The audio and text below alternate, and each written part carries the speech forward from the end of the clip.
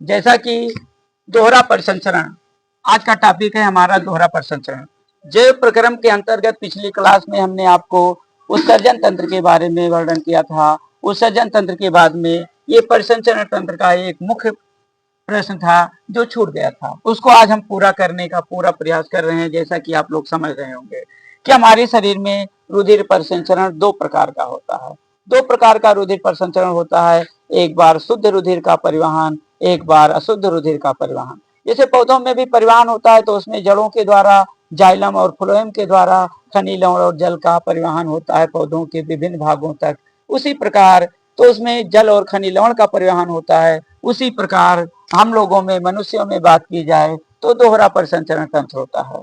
तो पहले शुद्ध रुधिर का परिसंचरण, फिर अशुद्ध रुधिर का परिसंचरण। अशुद्ध रुधिर का परिसंचरण क्या होता है कि शरीर में जो शुद्ध रुधिर हृदय के बाएं अलिंद से बाएं नीले द्वारा रुधिर जो पंप कर दिया जाता है, वह रुधिर सीधे धमनियों के द्वारा उच्च महाधमनी, निम्न महाधमनी, उच्च महाधमनी से शरीर के वक्ष भाग के ऊपर सर यानी गर्दन, नाक, कान, आंख, मुंह और मस्तिष्क आदि में रुधिर प्रवाहित होता है। और निम्न महाधमनी के द्वारा रुधिर सीधे दोनों हाथों में, पैरों में, पेट में, गुर्दे में, आमाशय में, छोटी आंत में, बड़ी आंत में शुद्ध रुधिर बाएं अलिंद से बाएं नीले द्वारा होते हुए धमनियों के माध्यम से रुधिर में प्रवाहित होता हुआ सीधे रुधिर वाहिनियों से छन करके और ऑक्सीजन सीधे कोशिकाओं में प्रवेश कर जाती है। यह विसरण क्रिया द्वारा शुद्ध रुधिर का परिसंचरण शरीर की सभी प्रत्येक कोशिकाओं में होता है। तो शुद्ध रुधिर का परिवहन बाएं अलिंद से बाएं नीले में होता है और इसमें 70 ml रुधिर दाहिने अलिंद में बाएं अलिंद में जब भर जाता है तो आवाज लब करता है। और जब आवाज पूरी तरह से रुधिर जब उसमें अलिंद में भर जाता है तो एक आवाज तेजी से डप करता है और डप की आवाज के साथ रुधिर धमनियों से होते हुए रुधिर के द्वारा शरीर के विभिन्न भागों में पहुंच जाता है और कोशिकाओं में संचित हो जाता है। इसे शुद्ध रुधिर का परिवहन कहते हैं। लेकिन वहां से क्या होता है, शरीर में उपापचयी क्रियाएं निरंतर चलती रहती है। जैसा कि कोशिका में भी बताया गया था कि बहुत सारे कोशिकांग होते हैं, निरंतर उपापचयी क्रियाएं चलती रहती हैं। तो कोशिकाओं में उपापचयी क्रियाओं के फलस्वरूप जो CO2 बनता है वो कोशिकाओं से सीधे विसरण क्रिया द्वारा विसरित होकर के सीरम के द्वारा धमनियों में पहुंच जाता है। और धमनियों में कोशिकाओं से आया हुआ रुधिर क्या होता है कि वो अनऑक्सीजनेटेड होता है, अशुद्ध रुधिर होता है। वह अशुद्ध रुधिर सीधे शरीर के सभी भागों से सिराओं की तरफ बहते हुए सिराओं से हृदय में प्रवेश करता है। हृदय में आता है तो हृदय में आकर के क्या करता है कि हृदय में दाहिने अलिंद में पहुंचता है और दाहिने अलिंद में भी क्या होता है, लब की आवाज होती है और वह शुद्ध रुधिर क्या होता है, लब के साथ नीले में भर जाता है और नीले में डप की आवाज होती है। तो फुफ्फुस महाधमनी द्वारा वह फुफ्फुस महाशिरा द्वारा वह रुधिर शरीर के फेफड़े में पहुंच जाता है और फेफड़े में जब पहुंचता है तो जो ऑक्सीजन सांस लेकर लिया जाता है वो ऑक्सीजन शुद्ध होकर के पुनः फुफ्फुस शिरा के द्वारा शरीर के बाएं अलिंद से बाएं नीले में प्रवेश करता है। तो इस प्रकार मनुष्य में दोहरा परिसंचरण होता है। दोहरा परिसंचरण में क्या है कि एक पहले शुद्ध रुधिर का फिर अशुद्ध रुधिर का परिवहन होता है। ये निरंतर, जैसा कि चित्र के माध्यम से आप समझ सकते हैं, ये फेफड़े की कोशिका का मतलब है एल्वियोलाई।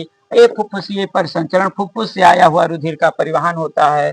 तो यहाँ फेफड़े से रुधिर आता है तो धमनी द्वारा आता है दाहिने अलिंद से दाहिने नीले में। तो अलिंद में आता है तो लब की आवाज और अलिंद से जब नीचे नीले में आता है तो वो डप की आवाज के साथ क्या होता है कि शरीर के फेफड़े में पहुंच जाता है।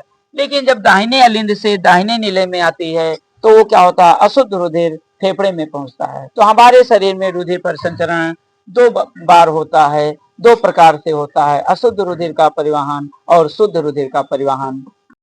देखिए, जैसा कि हमारा टॉपिक है रक्तचाप या बीपी, रक्तदाब भी कहते हैं।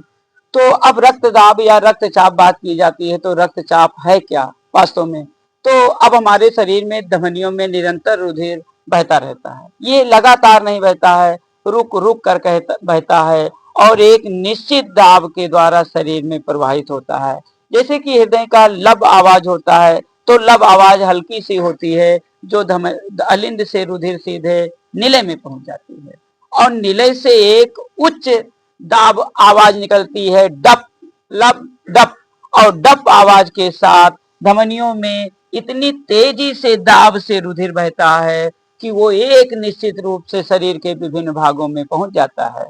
तो अब जिस धमनियों में जिस दाब से रुधिर बहता है उसे रक्तचाप या रक्तदाब या बीपी कहते हैं। बीपी ब्लड प्रेशर भी कहा जाता है। अगर किसी व्यक्ति में बीपी देखा जाए तो सामान्य बीपी कहा जाता है, बीपी का है कि 120/80। अगर किसी व्यक्ति में डायस्टोलिक और सिस्टोलिक दाब होता है 120/80, तो ये सामान्य रुधिर दाब होता है। एक मनुष्य का सामान्य रुधिर दाब क्या है? 120/180।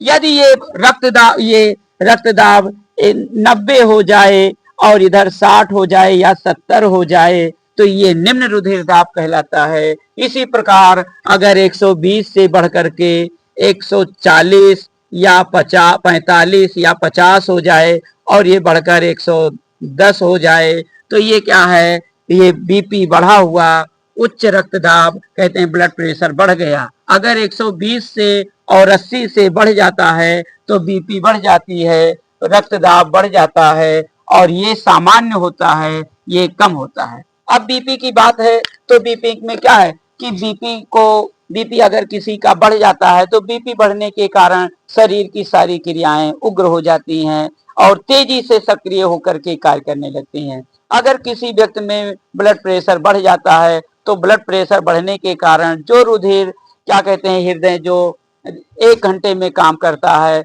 वह हृदय तो वो 30 मिनट में 35-40 मिनट में काम करने लगेगा, क्योंकि रक्तदाब बढ़ते समय हृदय को अधिक काम करना पड़ता है और अधिक तेजी से काम करने के कारण जब रक्तदाब बढ़ जाता है तो उसमें व्यक्ति को क्या होता है? घबराहट होती है, ऐसा लग रहा है जैसे हवा में उड़ रहे हैं, उलझन महसूस होता है, उपापचय क्रिया तीव्र हो जाती है, पसीना बहुत तेज आता है, शरीर का ताप बढ़ जाता है और उस समय क्या होता है कि व्यक्ति घबराया हुआ नजर आता है। तो रक्तचाप क्या होता है कि रक्तचाप अधिक नमक खाने से भी रक्तदाब अधिक बढ़ता है और रक्तदाब को सामान्य रखने के लिए हमें नमक का सामान्य मात्रा में सेवन करना चाहिए। तो ये क्या है? एक रुधिर दाब सामान्य रुधिर दाब है, ये निम्न रुधिर दाब है और ये उच्च रुधिर दाब है, जिसे हम पैमाना द्वारा स्फिग्नोमैनोमीटर की सहायता से रुधिर दाब को नापा जाता है। लसिका, जिसे लिम्फ भी कहा जाता है, लसिका वास्तव में है क्या? यह छना हुआ रुधिर होता है और लसिका हमारे शरीर में धमनियों द्वारा छनकर इसका निर्माण होता है। लसिका को लिम्फ भी कहा जाता है। यह रुधिर वाहिनियों के साथ मिलकर के लसिका वाहिनियों के रूप में फैला होता है। लसिका छना हुआ शुद्ध रुधिर कहा जाता है। इसमें प्रोटीन की मात्रा बहुत कम होती है, लेकिन लसिका में विभिन्न प्रकार के जो पोषक पदार्थ शरीर में बनते हैं, विटामिन, प्रोटीन, लिपिड्स, कार्बोहाइड्रेट, खनिज लवण, अम्ल, जल तथा इसके साथ साथ हार्मोन्स, एंजाइम्स आदि रुधिर द्वारा छनकर लसिका में पहुंच जाते हैं, लिम्फ में पहुंच जाते हैं और ये धमनियों से छन करके कोशिकाओं में संचित हो जाते हैं। लसिका उन स्थानों पर अधिक मात्रा में, उन कोशिकाओं में अधिक मात्रा में पाया जाता है जहां पर चोट लगने पर दर्द बहुत अधिक होता है और ये शरीर में गांठ या फूले हुए भाग बनाते हैं। लसिका जैसे गर्दन में बहुत ज्यादा पाई जाती है, लसिका गांठ के रूप में होती है, लसिका गांठ भी कहा जाता है। लसिका गांठ में लिम्फ का निर्माण होता है और लिम्फ ये शरीर के उन भागों में अधिक मात्रा में होते हैं जहां दर्द अधिक होता है, जैसे गर्दन में अधिक गांठ होते हैं वहां पर होता है। फिर ये नाखून, उंगलियों के ऊपर, नाखून के ऊपर फूला हुआ भाग यहाँ होता है, फिर टखने पर होता है और यहाँ इसके बगल में यहाँ पर जो फूला हुआ भाग है यहाँ लसिका होती है। घुटने के पास होता है, नीचे पौली के ऊपर भी पाई जाती है, जो फूला हुआ हड्डी का भाग है वहां पर लसिका पाई जाती है। तो लसिका क्या है? छना हुआ रुधिर होता है, इसे सीरम भी कहते हैं। और जब कोई व्यक्ति कट फट जाता है, चोट खा जाता है, तो उस भाग से निकलने वाले रुधिर के रुधिर को रोकने के लिए लाल रुधिर कणिकाएं वहां पर जम जाती हैं और जमने के बाद में लसिका वहां पर बाहर निकलता है सफेद हल्के लाल रंग के पानी के रूप में, उसे लसिका कहते हैं। और वह उस जमे हुए रुधिर के ऊपर क्या होता है, फैल करके जीवाणु प्रतिरोधी विषाणु प्रतिरोधी रक्षा कवच बनाता है, जिससे घायल भाग से विषाणु और कवक अंदर विषाणु और जीवाणु अंदर पहुंच ना पाए। और ये क्या करता है, उस रुधिर को मजबूती से चिपकाने का कार्य करता है। लसिका अंग हमारे शरीर में एक महत्वपूर्ण अंग। जैसे कि अभी परिवहन, जंतुओं में परिवहन, ठीक उसी प्रकार प्रश्न उठता है कि पौधों में परिवहन कैसे होता है। जैसे कि पौधों में परिवहन की बात की जाए तो सर जगदीश चंद्र बोस ने सर्वप्रथम रसारोहण क्रिया के माध्यम से पौधों में परिवहन को दर्शाया था। उन्होंने क्या किया कि एक सफेद पुष्प वाले पौधे की टहनी को तोड़ करके और योसीन अर्थात लाल रंग के घोल में उस टहनी को डाल दिया, और डालने पर उन्होंने देखा कि रंग वाला पानी पौधे अवशोषित करके निरंतर चूसक द्वारा चूसते, जो जाइलम और फ्लोएम होते हैं, चूसक दाब की तरह कार्य करते हैं। और जब उस रंगीन जल में रखा गया सफेद पुष्प वाले टहनी को, तो पानी को अवशोषित करती हुई टहनियां सभी पुष्प लाल हो जाते हैं। तो इसे उन्होंने रसारोहण क्रिया का भी प्रदर्शन किया और उसी माध्यम से होता है कि पौधों में परिवहन जल का होता है। तो पौधों में अगर परिवहन की बात की जाए तो पौधों में दो विशेष प्रकार के ऊतक पाए जाते हैं, जाइलम तथा फ्लोएम। जाइलम शरीर में पाया जाता है, जाइलम का अर्थ है जल का परिवहन करना। जाइलम एक प्रकार के ऊतक होते हैं जिनमें चालनी नलिकाएं सीप ट्यूब पाई जाती हैं। इन नलिकाओं के द्वारा जल का वो मृदा में उपस्थित जल को अवशोषित करके और ये सीधे क्या करते हैं, जाइलम पौधों के विभिन्न भागों तक पहुंचाते हैं। जबकि फ्लोएम का मतलब है खनिज लवण को अवशोषित करना।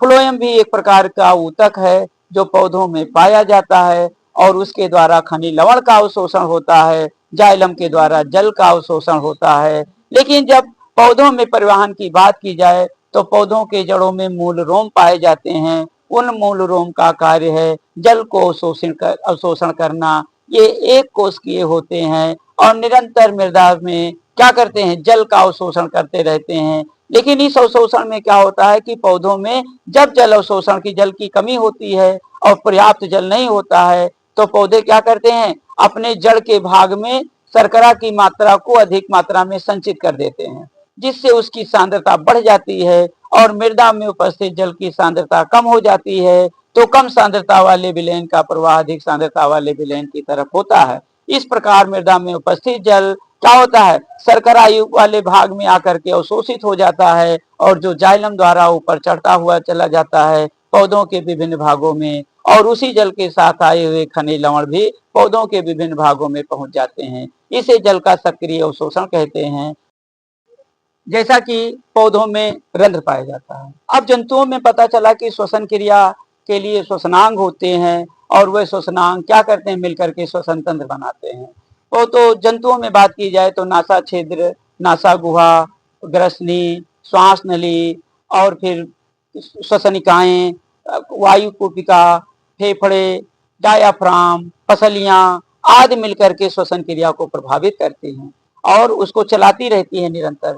लेकिन बात की जाए पौधों में कि ये रंध्र पाया जाता है, एक ऐसी सूक्ष्म संरचना होता है जो जलीय पौधों में बहुत कम मात्रा में पाई जाती है और ये बाहरी जो मृदा पर समतलीय भूमि पर या सामान्य भूमि पर पाए जाते हैं, मैदानों में पाए जाने वाले पौधे होते हैं, इनमें रंध्र छिद्र पाए जाते हैं। ये रंध्र छिद्र को स्टोमेटा भी कहते हैं। पौधों में ऑक्सीजन की क्रिया या श्वसन की क्रिया इन रंध्रों के द्वारा होती है। ये रंध्र क्या होते हैं, एक कोशिकीय संरचना होती है जो पौधों में पाए जाने वाले पत्तियों के निचले और ऊपरी सतह पर पाए जाते हैं। और इसके बाद में ये क्या करते हैं, वायुमंडल की कार्बन डाइऑक्साइड को ग्रहण करते हैं और ऑक्सीजन को प्रकाश संश्लेषण क्रिया में छोड़ते हैं। लेकिन जब रात्रि होता है तो पौधे भी क्या करते हैं, श्वसन क्रिया करते हैं और श्वसन क्रिया में क्या करते हैं कि वायुमंडल में उपस्थित ऑक्सीजन को ग्रहण करते हैं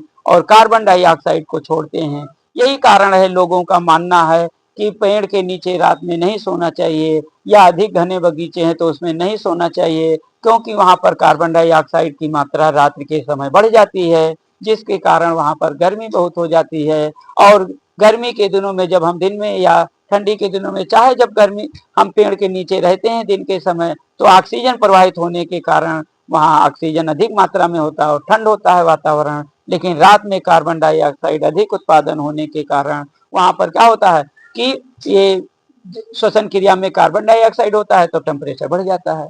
अब ये रंध्र की बात की जाए तो रंध्र पत्तियों में पाए जाते हैं। दिन के समय जब सूर्य का प्रकाश निकलता है तो उस सूर्य के प्रकाश की उपस्थिति में पोटेशियम आयन की सांद्रता बढ़ जाने के कारण रंध्र छिद्र खुल जाते हैं और उसकी द्वार कोशिकाएं बाहर की तरफ खिंच जाती है, और रंध्र खुल जाने से ऑक्सीजन वो कार्बन डाइऑक्साइड दिन के समय अंदर प्रवेश कर जाते हैं, जो जल से मिलकर के अपना भोजन बनाते हैं। और रात्रि में वही रंध्र क्या होते हैं, खुल जाते हैं, जो श्वसन क्रिया में सहायता करते हैं, और रात में वे ऑक्सीजन को ग्रहण करते हैं और कार्बन डाइऑक्साइड को छोड़ते हैं, जबकि दिन में कार्बन डाइऑक्साइड को ग्रहण करते हैं और ऑक्सीजन को छोड़ते हैं। तो ये पौधों में रंध्रों के द्वारा क्या होता है, श्वसन क्रिया होती है। यह एक महत्वपूर्ण अंग है। तो जैसे ये बात है कि ये रंध्र,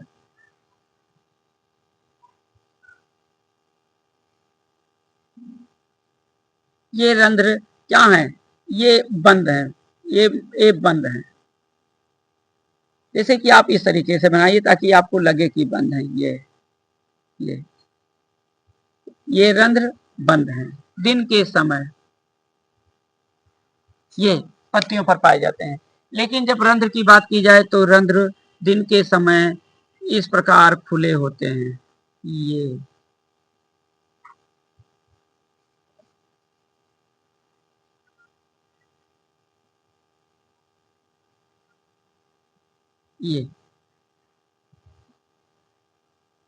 ये अब देखिए, ये कहलाती हैं द्वार कोशिकाएं। द्वार कोशिकाएं होती हैं। अब ये दिन के समय इसे कहते हैं खुला रंध्र, और इसे कहते हैं बंद रंध्र। जब सूर्य का प्रकाश नहीं निकलता है तो रंध्र बंद होते हैं और पौधे प्रकाश संश्लेषण क्रिया भी नहीं कर पाते, नहीं होती है। और उस समय उनमें प्रकाश संश्लेषण की अप्रकाशिक क्रिया होती है, जिसमें 1,5 बाई रिबुलोज बाई फास्फेट बनता है। और जब सूर्य के प्रकाश की उपस्थिति में प्रकाश संश्लेषण क्रिया होती है तो उसमें कार्बोहाइड्रेट बनता है। इस प्रकार पौधों में खुला रंध्र और बंद रंध्र पाए जाते हैं।